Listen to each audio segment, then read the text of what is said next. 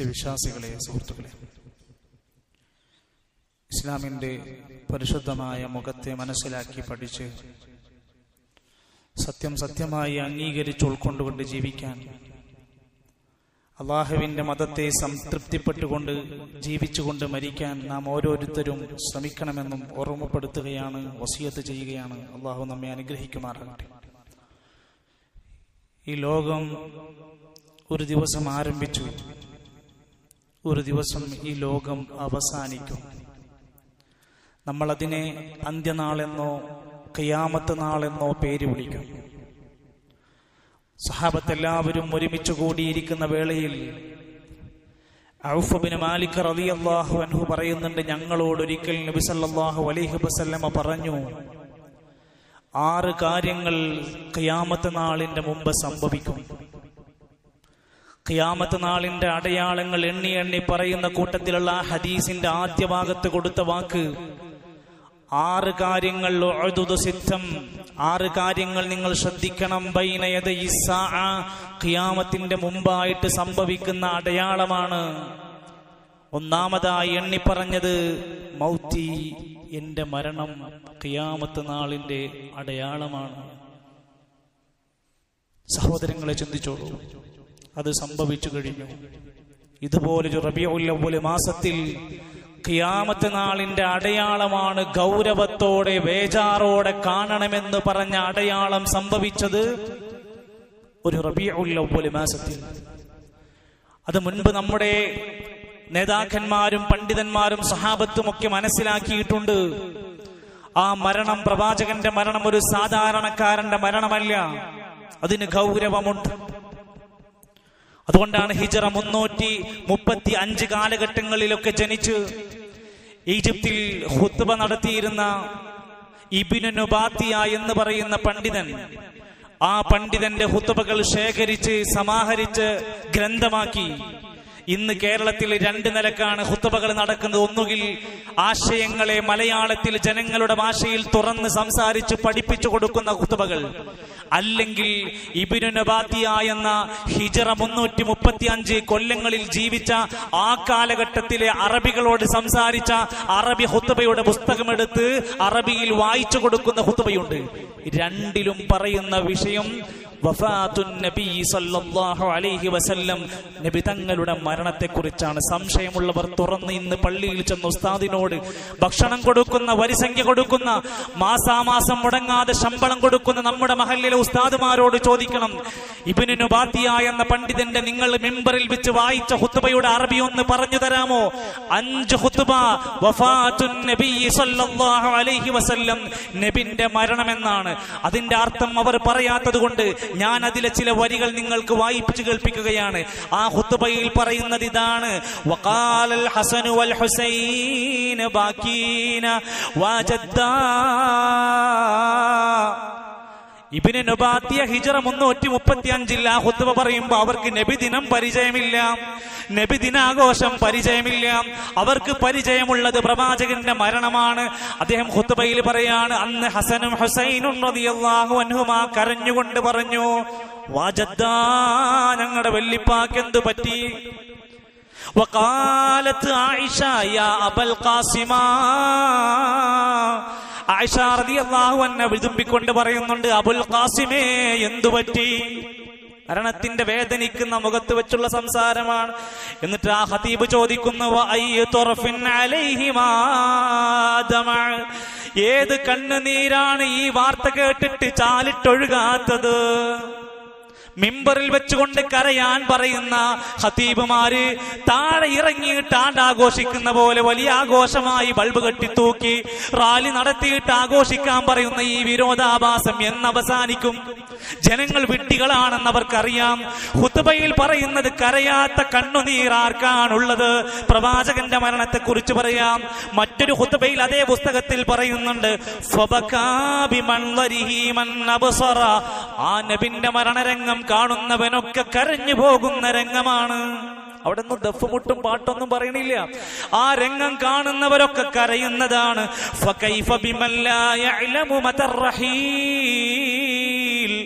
അത് കാണുന്ന ചിന്തിക്കുന്ന മനുഷ്യൻ എങ്ങനെയാണ് കൈഫ ബിമൻ ലാ യഅലമു മതർറഹീൽ, എപ്പോഴാണ് മടക്കയാത്ര എന്ന് അറിയാത്ത നമ്മുടെയൊക്കെ അവസ്ഥ എന്താണ്? എല്ലാവരും ഒന്ന് മരണത്തെക്കുറിച്ച് ചിന്തിച്ചോളിന്നാണ് ഖുത്ബയിലൂടെ അറബിയിൽ വായിച്ചു കൊടുക്കുന്നത്. സാധുക്കൾ ഉറങ്ങി എണീറ്റ് എല്ലാം കഴിഞ്ഞ് പുറത്തിറങ്ങുന്ന സമയത്തേക്കും പിന്നീട് അവർക്ക് കൊടുക്കുന്ന ഡോസ് നബിദിനാഘോഷത്തെ കുറിച്ചാണ്. എന്തും പറയാനും എങ്ങനെയും വളച്ചൊടിക്കാനുമുള്ള ഒരു കഴിവും അതിന് പറ്റുന്ന അണികളുമുണ്ട് എന്ന തോന്നലുണ്ടെങ്കിൽ എന്റെ സുഹൃത്തുക്കളെ ഒന്ന് ആലോചിച്ചു നോക്കൂ. ആ മഹാന്മാരൊക്കെ പ്രവാചകന്റെ മരണത്തെക്കുറിച്ച് സംസാരിക്കുന്നു. അത് വലിയ കാര്യമായി പറയുന്നു. കാരണം എന്താ? റബീഉൽ അവ്വൽ മാസം നബി സല്ലല്ലാഹു അലൈഹി വസല്ലമ ജനിച്ചു എന്ന ഖൗലുണ്ട്. ഹിജ്റ പോയത് റബീഉൽ അവ്വലിലാണെന്ന് തെളിവുണ്ട്. അതുപോലെ തന്നെ പ്രവാചകന്റെ മരണം സംഭവിച്ചതും ആ മാസത്തിലാണെന്ന് തെളിവുണ്ട്. അതുകൊണ്ട് തന്നെ അവർ മറ്റുള്ള കാര്യങ്ങളൊന്നും ചിന്തിക്കുന്നില്ല. അവർ ഏറ്റവും ഗൗരവത്തോടെ പറയാറുള്ളത് വഫാത്തിനെ കുറിച്ചായിരുന്നു. അതവരുടെ മനസ്സിൽ മായാതെ കിടക്കുന്നുണ്ട്. അതവർക്ക് പച്ചക്കവരുടെ മനസ്സിൽ തെളിഞ്ഞു കിടക്കുക. പ്രവാചകൻ ജനിക്കുന്ന സമയത്ത് പ്രവാചകരായിട്ടില്ല, നുബുവത്ത് കിട്ടിയിട്ടില്ല. ജനിക്കുമ്പോ പ്രവാചകനായ നബിയാണ് ഈസാ നബി അലൈഹിസ്സലാത്തു വസ്സലാം. എന്നിട്ട് പോലും അദ്ദേഹത്തിന്റെ ജന്മദിനാഘോഷത്തെ നമ്മൾ എതിർക്കുന്നവരാണ്. സഹോദരങ്ങളെ, ഈ മരണത്തെക്കുറിച്ചുള്ള സൂചനകൾ നബി സല്ലല്ലാഹു അലൈഹി വസല്ലമക്ക് നേരത്തെ ഇങ്ങനെ കിട്ടിയിരുന്നു. ചെറിയ ചില അടയാളങ്ങൾ വന്നിരുന്നു. അങ്ങനെ ഹിജ്റ 11-ാമത്തെ വർഷം ഒരു സഫർ മാസം 29-ാം തീയതി ഒരു തിങ്കളാഴ്ച ദിവസം അവിടുത്തെ ബഖീഇൽ ഒരു ജനാസയുടെ കർമ്മത്തിൽ നബി സല്ലല്ലാഹു അലൈഹി വസല്ലമ പങ്കെടുത്തു. ആ ബഖീഇൽ നിന്ന് തിരിച്ചു മടങ്ങി വരുന്ന സമയത്ത് പ്രവാചകന് ശക്തമായ തലവേദന ആരംഭിച്ചു. രോഗത്തിന്റെ കാരണമായ ഒരു തുടക്കം അതായിരുന്നു. ആ രോഗം വന്നിട്ടും പ്രവാചകർ സല്ലല്ലാഹു അലൈഹി വസല്ലമ 11 ദിവസം ജമാഅത്തായി ഇമാമത്തായി നേതൃത്വം കൊടുത്ത് നമസ്കരിച്ചു. രോഗമുണ്ട്, അസുഖമുണ്ട്, ശക്തമായ വേദനയുണ്ട്. ആയിഷ റളിയല്ലാഹു അൻഹയുടെ വീട്ടിലായി ഒന്ന് കിടക്കാൻ, ഒന്ന് വിശ്രമിക്കാൻ അവിടുന്ന് ആഗ്രഹം പ്രകടിച്ചു. ഫദ്ൽ ഇബ്നു അബ്ബാസ്, അലി ഇബ്നു അബീ ത്വാലിബ് റളിയല്ലാഹു അൻഹുമാ രണ്ടുപേരുടെയും ഷോൾഡറിൽ അങ്ങ് കൈയിട്ട് പിടിച്ചിട്ട് കാലുകൊണ്ട് ശരിക്ക് നടക്കാൻ പറ്റാത്ത വേളയിൽ കാല് വലിച്ചിഴച്ച് നീങ്ങിക്കൊണ്ട് ആയിഷ ബീവിയുടെ വീട്ടിലേക്ക് അങ്ങ് താമസം മാറുകയാണ്.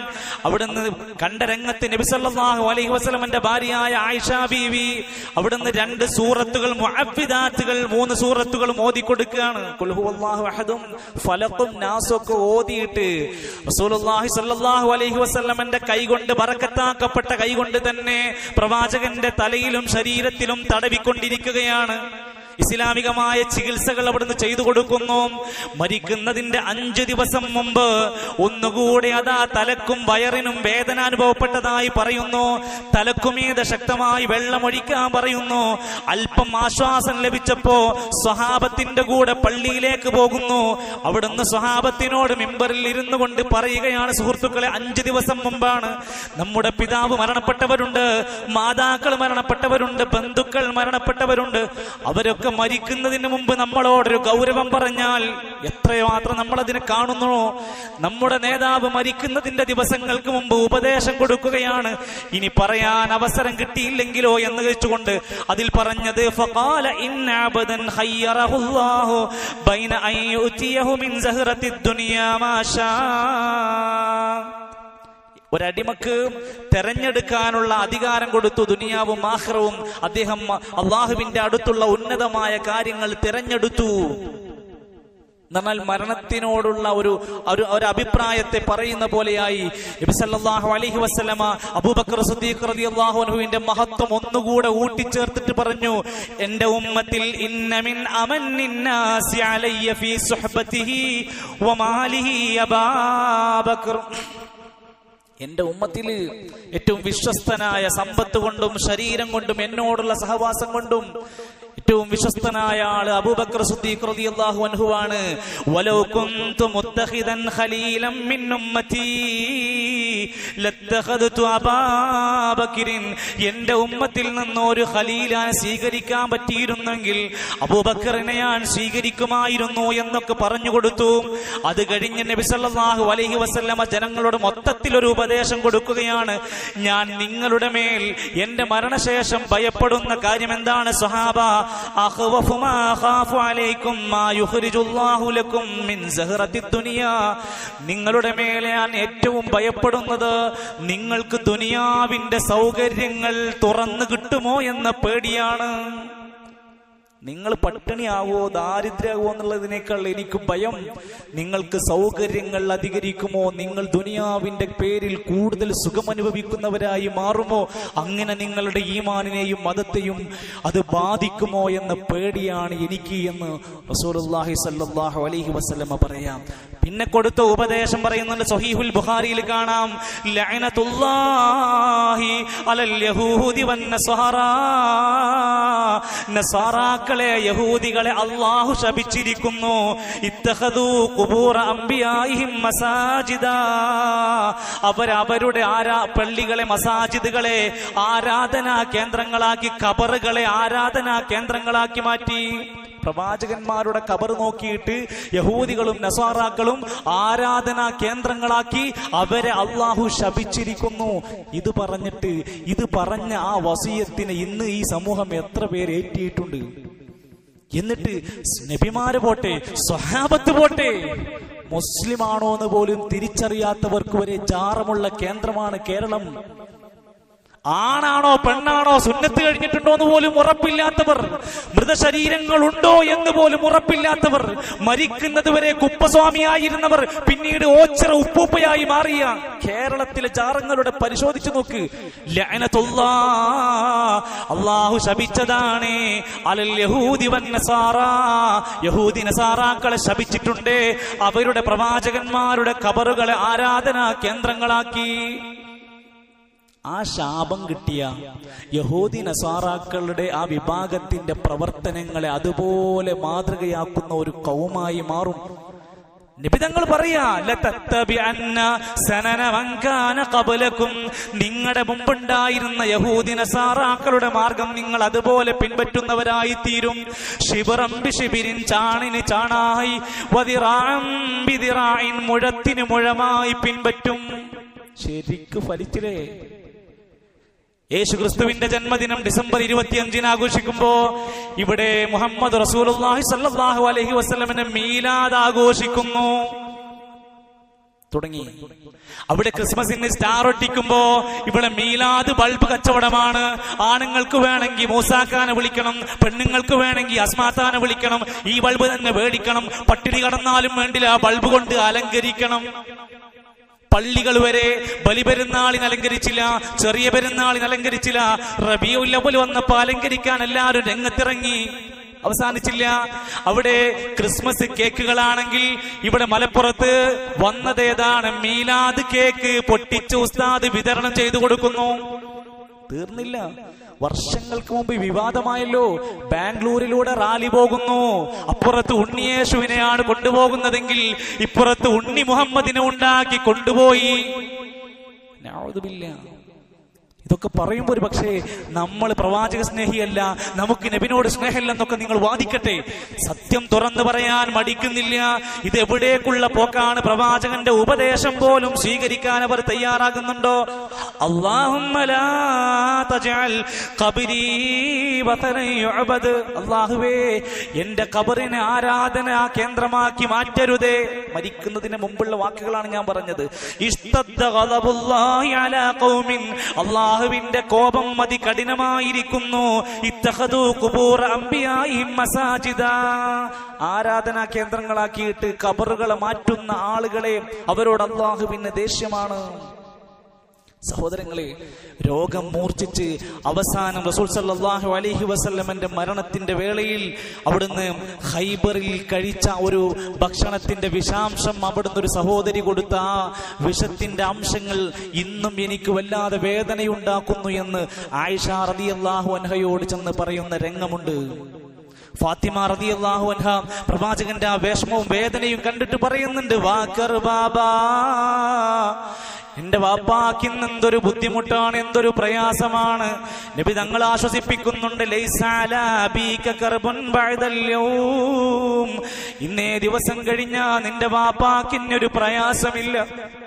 നമുക്ക് ആർക്കെങ്കിലും പറയാൻ പറ്റുമോ? ആ പ്രവാചകർ അവിടുന്ന് മകളെ ആശ്വസിപ്പിച്ചു, സമാധാനിപ്പിച്ചു. സാരമില്ല, ബാപ്പാക്ക് ഇന്ന് കഴിഞ്ഞാൽ വേദനയില്ല. ആയിഷ റളിയല്ലാഹു അൻഹയുടെ മടിയിൽ കിടന്നുകൊണ്ട് അബ്ദുറഹ്മാൻ ഇബ്നു അബൂബക്കർ റളിയല്ലാഹു അൻഹുവിന്റെ കയ്യിലുണ്ടായിരുന്ന അറാക്ക് കൊള്ളിയുണ്ട് നബി തങ്ങൾക്ക് പല്ല് തേച്ചു കൊടുത്തുകൊണ്ട് ആയിഷ ബീവിയുടെ മടിത്തട്ടിൽ കിടന്നുകൊണ്ട് അവസാനം മരണത്തിന്റെ വേദനകൾ സഹിച്ച് റബീഉൽ അവ്വൽ മാസത്തിന്റെ ഒരു ദിവസത്തിൽ അത് നടക്കുമ്പോ മറക്കാൻ കഴിയില്ല. മുസ്ലിമീങ്ങളായി ഈമാനുള്ള ഒരു മനുഷ്യനും സഹിക്കാൻ കഴിയാത്ത നൊമ്പര കാഴ്ചയായിരുന്നു. വേദന കൊണ്ട് പൊളഞ്ഞുകൊണ്ട് റസൂലുള്ളാഹി സ്വല്ലല്ലാഹു അലൈഹി വസല്ലമ ആ മുഖം ഇങ്ങനെ വെള്ളം കൊണ്ട് ഇങ്ങനെ തടവി കൊടുക്കുന്നുണ്ട്. ഇടയ്ക്ക് സംസാരിക്കാൻ കഴിയുമ്പോ പറയുന്നുണ്ട്, ലാ ഇലാഹ ഇല്ലല്ലാഹ് ഇന്നലിൽ മൗതി സകറാത്ത്. ഒരു പ്രവാചകരാണ് പറയുന്നത്, മരണത്തിന് വല്ലാത്ത വേദനയുണ്ട്, മരണത്തിന് വല്ലാത്ത വേദനയുണ്ട്, അസഹ്യമായ വേദനയാണ് എന്നും പറഞ്ഞുകൊണ്ട് കൈകൾ ഇങ്ങനെ ആകാശത്തേക്ക് ഉയർത്തിയിട്ട് ഫിർറഫീഖിൽ അഅ്ലാ 3 പ്രാവശ്യം ഇങ്ങനെ പറയുന്നുണ്ട്. അങ്ങനെ ലോകത്ത് നിന്ന് അങ്ങനെ റസൂലുള്ളാഹി സ്വല്ലല്ലാഹു അലൈഹി വസല്ലമ വിട പറഞ്ഞു പോയ റബീഉൽ അവ്വലിന്റെ ചരിത്രം പറയുമ്പോ സ്വഹാബത്ത് ഈ രംഗം നേർക്ക് നേരെ സാക്ഷിയായവരാണ്. സ്നേഹം അങ്ങേയറ്റം ഉള്ളവരാണ്. നബിന്റെ ജനനത്തിലും നബിയുടെ മരണത്തിലും ഹിജ്റയിലും യുദ്ധങ്ങളിലും പങ്കെടുത്തവരാണ്. അവര് ആ റബീഉൽ അവ്വൽ മാസത്തിൽ എന്താ സംഭവിച്ചത്? അബൂബക്കർ റളിയല്ലാഹു അൻഹു ഒരു കുട്ടിയെ പോലെ ഇരുന്ന് കരയാൻ തുടങ്ങി. ഒരു കുട്ടി ഇരുന്ന് തേങ്ങിക്കരയുന്നത് പോലെ വിഷമം കൊണ്ട് കരഞ്ഞു. ധീരനായ ഉമർ ഇബ്നു ഖത്താബ് റളിയല്ലാഹു അൻഹു, ശക്തനായ ഉമർ ഇബ്നു ഖത്താബ് റളിയല്ലാഹു അൻഹു ഇത് അംഗീകരിക്കാൻ സാധിച്ചിരുന്നില്ല. അദ്ദേഹം മരിക്കേ, പ്രവാചകർ മരിക്കേ. പിന്നീട് പറഞ്ഞു ബോധ്യപ്പെടുത്തി കൊടുത്തു. സഹാബത്ത് പറയാണ്, മദീനയിൽ അന്ന് കയറി ചെന്ന സമയത്ത് അതാ ഫമാ റഅയ്തു യൗമൻ കാന അഖബഹ വലാ അളമ മിൻ യൗമിൻ മാത ഫീഹി റസൂലുള്ളാഹി സ്വല്ലല്ലാഹു അലൈഹി വസല്ലം. പ്രവാചകർ ഞങ്ങളിലേക്ക് ഹിജ്റ ചെയ്തു വന്നപ്പോൾ തെളിഞ്ഞ പ്രകാശമായിരുന്നു, സന്തോഷമായിരുന്നു, അവിടെ വെളിച്ചം ആനന്ദമായിരുന്നു. പക്ഷേ ഞങ്ങളുടെ ജീവിതത്തിൽ ഏറ്റവും ഇരുട്ടു നിറഞ്ഞ, വെളിച്ചം കെട്ടുപോയ, മദീന മുഴുവൻ കരഞ്ഞു പോയ ശാന്തമായ ഒരു ദിവസമായിരുന്നു. റസൂലുള്ളാഹി സ്വല്ലല്ലാഹു അലൈഹി വസല്ലമ മരിച്ചു എന്ന വാർത്ത അറിഞ്ഞപ്പോ ഇതൊക്കെ ഖുതുബയിൽ പറഞ്ഞു കൊടുത്തിട്ടും ആളുകൾ മനസ്സിലാവാതെ അതിനെക്കുറിച്ച് ചിന്തിക്കാതെ കടന്നു പോകുന്നു. ആരാണ് ഉത്തരവാദികൾ? മരണത്തിന്റെ 4 ദിവസങ്ങൾക്ക് മുമ്പ് പോലും പ്രവാചകര് വല്ലാതെ രോഗം മൂർച്ഛിച്ച അവസ്ഥകൾ വരെ പണ്ഡിതന്മാർ പറയുന്നുണ്ട് ഹദീസുകളിലൂടെ. 4 നേരം ജനങ്ങൾക്ക് ഇമാമായി നിന്നു. ഇശാ നമസ്കരിച്ചുകൊണ്ടിരിക്കുന്ന സമയത്ത് ബോധം നഷ്ടപ്പെട്ടു. ബോധം നഷ്ടപ്പെട്ട് തിരിച്ചു വരുമ്പോഴും ചോദിക്കുന്നത്, അവര് നമസ്കരിച്ചോ? നബി ചോദിക്കുകയാണ് സല്ലല്ലാഹു അലൈഹി വസല്ലം, അവര് അവിടെ നമസ്കാരം കൃത്യമായിട്ട് ചെയ്യുന്നില്ലേ? നമസ്കാരത്തിന്റെ ഗൗരവം പറഞ്ഞു കൊടുത്തു. ഓരോ രംഗങ്ങളും റസൂലുള്ളാഹി സ്വല്ലല്ലാഹു അലൈഹി വസല്ലമയുടെ നേർക്ക് നേരെ അവർ കാണുകയാണ്. മരണപ്പെടുന്ന ദിവസം അതാ ഒരു തിങ്കളാഴ്ചയാണെന്നും സുബ്ഹ് നമസ്കാര സമയത്തിന് അബൂബക്കർ റളിയല്ലാഹു അൻഹു ഇമാമായി നമസ്കരിച്ചു എന്നും പ്രവാചകന് പങ്കെടുക്കാൻ കഴിഞ്ഞില്ല എന്നും അവരോട് ഇമാമായി നമസ്കരിക്കാൻ പറയുകയൊക്കെ ചെയ്തു. ഒരു ളുഹാ സമയത്താണ് റസൂലുള്ളാഹി സ്വല്ലല്ലാഹു അലൈഹി വസല്ലമ തങ്ങൾ മരണപ്പെടുന്നത്. നമ്മുടെ നാട്ടിലെ റാലി നടക്കുന്ന, സൽക്കാരം നടക്കുന്ന ആ ളുഹാ സമയമുണ്ടല്ലോ, ആ സമയത്ത് പ്രവാചകർ മരിക്കുകയാണ്. ഫാത്തിമ റളിയല്ലാഹു അൻഹയെ 2 പ്രാവശ്യം അടുത്തേക്ക് വിളിച്ചിട്ട് സ്വകാര്യം പറഞ്ഞു കൊടുക്കുന്നുണ്ട്. ചില സംസാരങ്ങൾ അവിടെ നിന്ന് പറഞ്ഞു കൊടുക്കുന്നു. എന്റെ ശേഷം ഈ കുടുംബത്തിൽ നിന്ന് ആദ്യമായി നീയായിരിക്കും ഫാത്തിമ വരിക എന്ന് പറഞ്ഞു. ഹസൻ ഹുസൈൻ റളിയല്ലാഹു അൻഹുമ അവരെ ചേർത്ത് വെച്ചുകൊണ്ട് വസിയത്ത് കൊടുത്തു. ഭാര്യമാരെല്ലാവരെയും അടുത്തേക്ക് വിളിച്ച് വസിയത്ത് കൊടുത്തു. ജനങ്ങളോടെല്ലാം വസിയത്ത് കൊടുത്തു. അസ്സലാ വമാ മലക്കത് ഐമാനുക്കും, അസ്സലാ വമാ മലക്കത് ഐമാനുക്കും, നിസ്കാരം, നിസ്കാരത്തിന്റെ കാര്യം മറക്കണ്ട എന്ന് പറഞ്ഞ് വീണ്ടും ഗൗരവത്തോടെ ഓർമ്മപ്പെടുത്തും.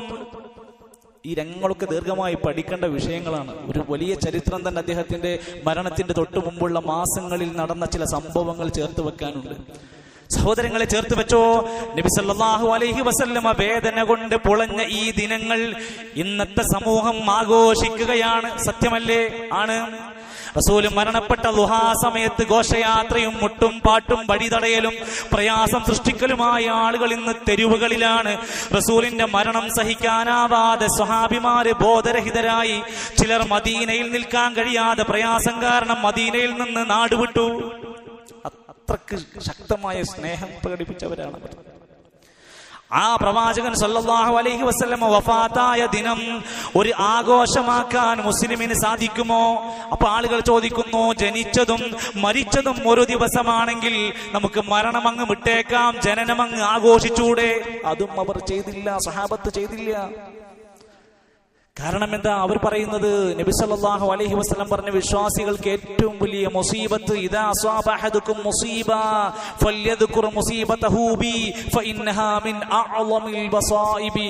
ഏറ്റവും വേദനിക്കുന്ന പ്രയാസം എന്ന് പറഞ്ഞത് ഞാൻ കാരണമുണ്ടാകുന്ന പ്രയാസമായിരിക്കും, മരണമായിരിക്കും.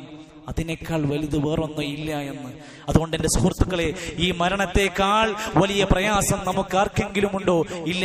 അതാണ് നമ്മൾ ഓർക്കേണ്ടത്. അതോടൊപ്പം തന്നെ ഈ ഒരു സന്ദർഭത്തിൽ പല ആളുകളും ആളുകളെ തെറ്റിദ്ധരിപ്പിക്കാൻ എവിടെ വരെ എത്തിച്ചു എന്ന് വെച്ചാൽ ഇസ്ലാമിന്റെ സന്ദേശങ്ങൾ പച്ചക്ക് ദുർവ്യാഖ്യാനം ചെയ്തു. 1987 റിസാല എന്ന് പറയുന്ന ഒരു മാസികയിൽ എഴുതി വെച്ചത് പെരുന്നാളിനേക്കാൾ വലിയ ആഘോഷമാണ് റബീഉൽ അവ്വൽ 12-ന്, അഥവാ 3ാമത്തെ ആഘോഷം. അതേ സമയത്ത് വേറെ ചില ചോദ്യങ്ങൾ നമുക്ക് ചോദിക്കാനുണ്ട്. പ്രവാചകർ മരണപ്പെട്ടു എന്ന് പറയുന്ന റബീഉൽ അവ്വലിൽ എന്തുകൊണ്ട് ഇവർ ആണ്ടാഘോഷിക്കുന്നില്ല? CM മടവൂരിന്റെ ആണ്ടാഘോഷിക്കുന്നു, ജീലാനിയുടെ ആണ്ടാഘോഷിക്കുന്നു, മമ്പുറ മഖാമിൽ ആണ്ടാഘോഷിക്കുന്നു, കണ്ണൂർ ജില്ലയിലെ വിവിധ പരിസരങ്ങളിൽ ജാറങ്ങളിൽ ആണ്ടാഘോഷിക്കുന്നു. എന്നാൽ എന്താണ് ഇവർ റബീഉൽ അവ്വലിൽ പ്രവാചകർ മരണപ്പെട്ടപ്പോൾ നബിന്റെ ആണ്ടാഘോഷിക്കാത്തത് എന്ത്? പോരെ? ആ മഹാനല്ലാഞ്ഞിട്ടാണോ? നേതാവല്ലാഞ്ഞിട്ടാണോ? പഠിക്കണം സുഹൃത്തുക്കൾ. ഇതൊക്കെ സ്വന്തം ഇഷ്ടങ്ങൾക്കനുസരിച്ചുകൊണ്ട് ഓരോരുത്തരും സ്വയം കാട്ടിക്കൂട്ടുന്ന ചില വിക്രിയകളെ ന്യായീകരിക്കാൻ വകുപ്പില്ല. അതുകൊണ്ട് നമ്മൾ പഠിക്കുക. ഞാൻ അല്പം മാത്രമാണ് പറഞ്ഞത്. ഇൻഷാ അല്ലാഹ് ഈ വരുന്ന ഞായറാഴ്ച 17-ാം തീയതി വൈകുന്നേരം 8:30 യൂട്യൂബിലൂടെ ഈ നബിദിനാഘോഷത്തിൽ പങ്കെടുത്തും പറഞ്ഞും പ്രചരിപ്പിച്ചും പാടിയും ഒരു കാലം ജീവിച്ച ഫൈസൽ മുസ്ലിയാരെ പോലെയുള്ള ആളുകൾ നമ്മളോട് അതിന്റെ സത്യം വിശദീകരിച്ച് പറയുന്നുണ്ട്. ഹാരിസ് ബിൻ സലീം മൗലവിയെ പോലെയുള്ളവർ പങ്കെടുക്കുന്ന ആ ഒരു ഓൺലൈൻ പ്രോഗ്രാമിൽ ഇസ്ലാമിന്റെ ഈ ഒരു ശരിയല്ലാത്ത രൂപത്തിലുള്ള ഈ ആഘോഷത്തിനെ എതിർക്കുന്നതിനുള്ള കാരണം എന്താണ്, ഇതിൽ നിന്ന് മുസ്ലിങ്ങൾ പഠിക്കേണ്ടത് എന്താണ് എന്ന് നമ്മളെ ബോധ്യപ്പെടുത്തും. ഇൻഷാ അല്ലാഹ് നമ്മൾ അതിൽ പങ്കെടുക്കുക, പഠിക്കുക, ആളുകളോട് പറഞ്ഞു കൊടുക്കുക. എതിർക്കാം, വിമർശിക്കാം, പരിഹസിക്കാം, അവർ കുത്തുവാക്കുകൾ പറഞ്ഞേക്കാം. പക്ഷേ സത്യം പറയുന്നതിൽ നമ്മൾ ഒരിക്കലും ലജ്ജ കാണിക്കേണ്ടതില്ല. അള്ളാഹു സത്യത്തെ എന്നുമെന്നും സഹായിക്കുകയും വിജയിപ്പിക്കുകയും ചെയ്യുമാറാകട്ടെ.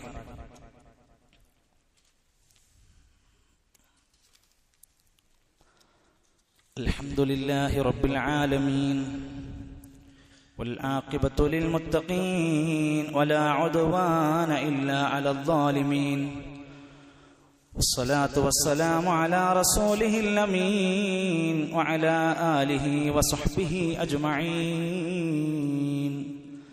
أما بعد فاتقوا الله عباد الله أوصيكم وإياي ثانيا بتقوى الله. അല്ലാഹുവിനെ ഇഷ്ടപ്പെട്ട് അവന്റെ മാർഗത്തിലൂടെ ശരിയായ രൂപത്തിൽ ജീവിക്കാൻ നാം ഓരോരുത്തരും ശ്രമിക്കണമെന്ന് ഒരിക്കൽ കൂടി എന്നെ ഓർമ്മപ്പെടുത്തുകയാണ്, വസിയത്ത് ചെയ്യുകയാണ്. അല്ലാഹു നമ്മെ എല്ലാം അനുഗ്രഹിക്കുമാറാകട്ടെ. മഹാനായ അനസ് ബിൻ മാലിക് റളിയല്ലാഹു അൻഹു നബി സല്ലല്ലാഹു അലൈഹി വസല്ലമയുടെ വളരെ പ്രിയപ്പെട്ട അടുത്തിടപഴകിയ സ്വഹാബിയാണ് അനസ് ബിൻ മാലിക് റളിയല്ലാഹു അൻഹു. അദ്ദേഹം പറയുന്ന ഒരു ഹദീസിൽ നബി സല്ലല്ലാഹു അലൈഹി വസല്ലമ പറയുന്നു, ഇന്നല്ലാഹ ഹജബ തൗബത അൻ കുല്ലി സാഹിബി ബിദ്അത്തിൻ ഹത്താ യദഅ ബിദ്അതഹു. ഒരു ഹദീസ് നമ്മൾ പഠിക്കുമ്പോൾ, ഒരു ഹദീസ് നമ്മൾ വായിക്കുമ്പോൾ റസൂൽ സല്ലല്ലാഹു അലൈഹി വസല്ലമക്ക് വഹീന്റെ അടിസ്ഥാനത്തിൽ വന്ന സന്ദേശമാണ്. പ്രവാചകർ സ്വന്തം ഇഷ്ടത്തിനനുസരിച്ച് പറഞ്ഞ വാക്കല്ല. ഇന്നല്ലാഹ ഹജബത് തൗബ, അല്ലാഹു തആല തൗബ തടഞ്ഞു വെക്കും. ഒരാൾ എത്ര അല്ലാഹുവേ പൊറുക്കണേ മാപ്പാക്കണേ എന്ന് പറഞ്ഞാലും തൗബ സ്വീകരിക്കില്ല. അൻകുല്ലി സാഹിബി ബിദ്അ, മതത്തിലില്ലാത്ത പുത്തനാചാരങ്ങൾ കെട്ടിയുണ്ടാക്കിയാൽ, ഹത്താ യദഅ ബിദ്അതഹു, അവൻ ആ ചെയ്യുന്ന ബിദ്അത്തായ ഇല്ലാത്ത പ്രവർത്തനം ഉപേക്ഷിക്കുന്നതുവരെ. അവൻ എത്ര പടച്ചവനോട് പറഞ്ഞിട്ടും കാര്യമില്ല. ചെയ്യുന്ന ബിദ്അത്തായ ഇസ്ലാമിൽ ഇല്ലാത്ത മാമൂലുകൾ ചെയ്തത് ഒഴിവാക്കാതെ അവൻ തൗബ ചെയ്താലും അത് സ്വീകരിക്കില്ല.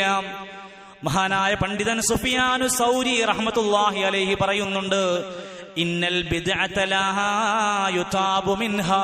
ഒരു പ്രത്യേകതയാണ് മതത്തിലില്ലാത്ത ആണ്ട് നേർച്ച, നബിദിനാഘോഷം, മീലാദ്, ചാവടിയന്തിരം, ഖബറുത്സവങ്ങൾ, ഇങ്ങനെ മതത്തിന് പരിചയമില്ലാത്ത കാര്യങ്ങൾ ചെയ്യുന്ന മനുഷ്യന്മാരൊരിക്കലും തൗബ ചെയ്യാൻ ഒരുക്കമാകില്ല. എന്താ കാരണം എന്നറിയൂ? ഞങ്ങൾ ചെയ്യുന്നത് ശരിയാണ്. ഞാനൊരു തെറ്റ് ചെയ്തു എന്ന് അയാൾക്ക് തോന്നില്ല. സുഫിയാൻ സൗരി റഹ്മത്തുള്ളാഹി പറയാണ്, അവരൊരിക്കലും തൗബ ചെയ്യൂല. വൽ മഅസിയതു യുതാബു മിൻഹാ, കള്ളു കുടിക്കുന്ന മനുഷ്യൻ തൗബ ചെയ്യും, വ്യഭിചരിക്കുന്ന മനുഷ്യൻ തൗബ ചെയ്യും, പലിശക്ക് മേടിക്കുന്നവൻ തൗബ ചെയ്ത് നന്നാവും, കളവ് നടത്തുന്നവൻ തൗബ ചെയ്ത് നന്നാകും. കാരണം അവൻക്കറിയാം ഞാൻ ചെയ്യുന്നത് തെറ്റാണ്. സഹോദരങ്ങളെ, ബിദ്അത്തായി ചെയ്യുന്ന പ്രവർത്തനം ഗൗരവമേറെയാണ്. ആ മനുഷ്യൻ അങ്ങേയറ്റം വഴികേടിലാണ്. ശൈഖുൽ ഇസ്ലാം അബ്ദുൽ അസീസ് ഇബ്നു ബാസ് റഹ്മത്തുള്ളാഹി അലൈഹി ഒരിക്കൽ പറഞ്ഞു, അന്നൽ ബിദ്അത അക്ബറു മിനൽ കബായിരി. പാപങ്ങൾ ഒരുപാടുണ്ട് ലോകത്ത്. മഹാപാപങ്ങളുടെ കൂട്ടത്തിലെ വലിയ പാപമാണ് അൽ ബിദ്അതു, മതത്തിൽ ഒരു പുതിയ കാര്യം ചെയ്തു കൂട്ടുക. ഈ നബിദിനാഘോഷം നടത്തുന്ന ആളുകളും അതിന്റെ വാദികളൊക്കെ പറയുന്നതറിയോ, നല്ലതല്ലേ, ഒരു ജന്മദിനത്തിന്റെ സന്തോഷമല്ലേ. അവർ തന്നെ പറയുന്നു, നബി ചെയ്തിട്ടില്ല, സ്വഹാബത്ത് ചെയ്തിട്ടില്ല, പിന്നെ ആരാ ചെയ്തത്? മലിക്കുൽ മുദഫർ ധീരനാം ഒരു രാജന, ഹിർബൽ വരിച്ചവനാണ് വൻധർമ്മിഷ്ഠന, മൗലൂദ് കഴിക്കൽ മുമ്പ് പതിവില്ലാത്തതാ, അത് ഹിജ്റ 300 ശേഷം വന്നതാ. പരിശോധിക്കാം, ആർക്കും പരിശോധിക്കാം. ആ ഗ്രന്ഥങ്ങളിൽ അവർ പറയുന്നു, ഇത് 300 കൊല്ലങ്ങൾക്ക് ശേഷം, ഹിജ്റ 300 ശേഷം ഒരു രാജാവുണ്ടാക്കിയ പരിപാടിയാണ്. മലിക്കുൽ മുളഫർ എന്ന് പറയുന്ന ഒരു രാജാവ് ഉണ്ടാക്കിയ കാര്യമാണ്. അയാൾക്ക് അതിന്റെ പിന്നിലെ താല്പര്യം എന്താണോ ആർക്കറിയാം. അതുകൊണ്ട് ഈ ബിദ്അത്ത് എന്ന് പറഞ്ഞാൽ അത് കബായിറാണ്. ലിഅന്നൽ ബിദ്അത തൻഖുസു ലിൽ ഇസ്ലാം, അത് ഇസ്ലാമിനെ കുറവ് വരുത്തുകയാണ്. വയഹദാതുൻ ഫിൽ ഇസ്ലാം, ഇസ്ലാമിൽ പുതുതായി സ്വന്തം ഇഷ്ടപ്രകാരം ഉണ്ടാക്കുകയാണ്. നമസ്കാര ശേഷം ഒരാൾ ഇരുന്ന് കൂട്ടുപ്രാർത്ഥന നടത്തി കഴിയുമ്പോൾ അവിടെ ഒരു സുന്നത്തുണ്ടായിരുന്നു. നബി തങ്ങൾ ഇരുന്ന് ഓരോ അദ്കാറുകളും പ്രാർത്ഥനകൾ ചൊല്ലുന്നു, അത് മുടങ്ങുന്നു. അങ്ങനെ ഇസ്ലാമിലുള്ള ഒട്ടനേകം നന്മകൾ മുടങ്ങുന്നു. ഖബറുമായി ബന്ധപ്പെട്ട് മരണപ്പെട്ടിടത്തുള്ള കാര്യങ്ങളിലൊക്കെ എന്തെങ്കിലും ഒരു പുതിയ ബിദ്അത്ത് കൊണ്ടുവന്നാൽ അവിടെയുള്ള ഒരു സുന്നത്തിനെ നഷ്ടപ്പെടുത്തുകയാണ്.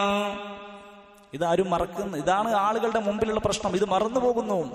എന്നാ നബി തങ്ങളതാ മിമ്പറിൽ കയറി കഴിഞ്ഞാൽ ഹുത്ബക്കാവട്ടെ, എന്തെങ്കിലും ഉപദേശത്തിനാവട്ടെ, അവിടെ നിന്നൊക്കെ 100 തവണയിലധികം പറഞ്ഞ വാക്കെന്താണ്?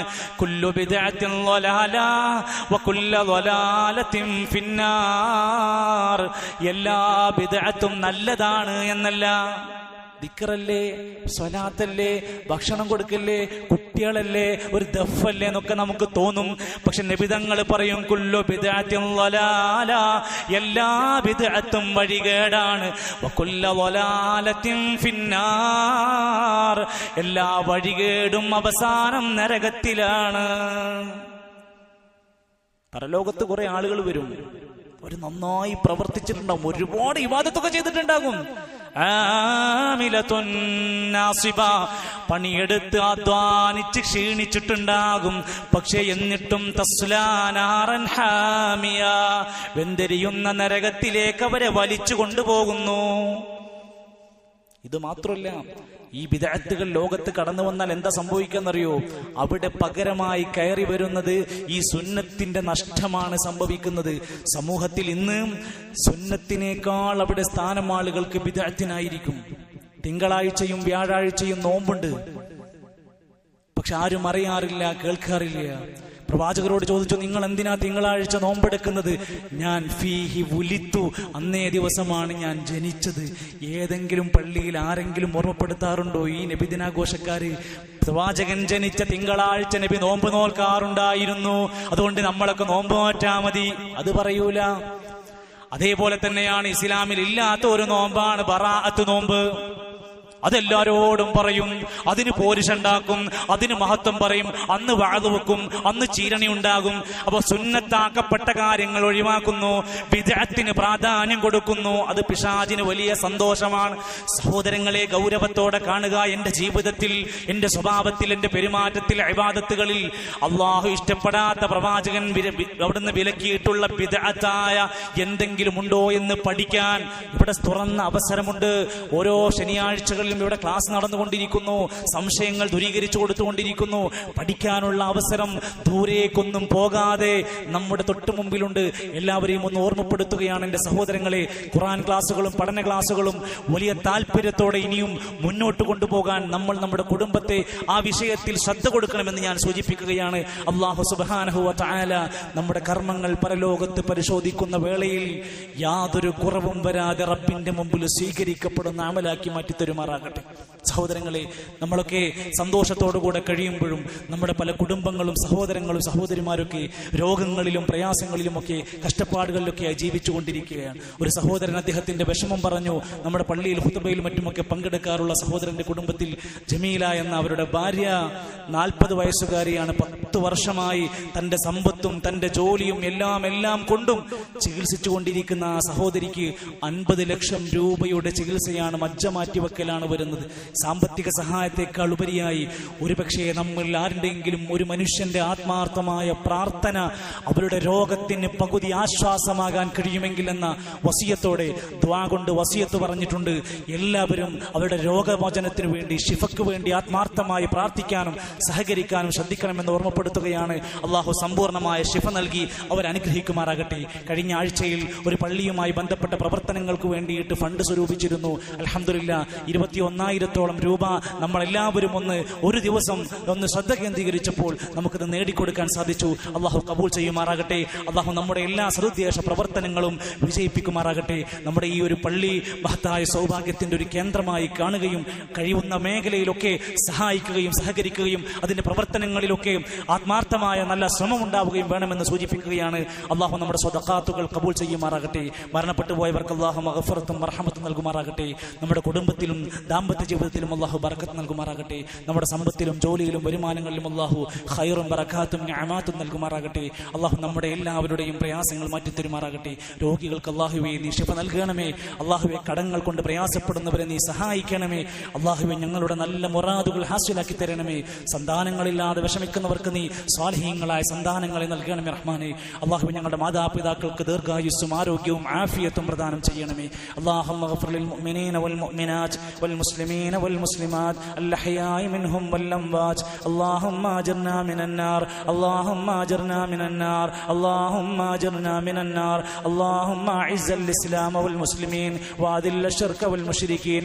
അല്ലാഹുമ്മ തുഹിർ ഖുലൂബനാ മിനൻ നിഫാഖ്. അല്ലാഹുമ്മ യാ മുഖല്ലിബൽ ഖുലൂബ് ثبت قلوبنا على دينك. ربنا آتنا في الدنيا حسنة وفي الآخرة حسنة وقنا عذاب النار.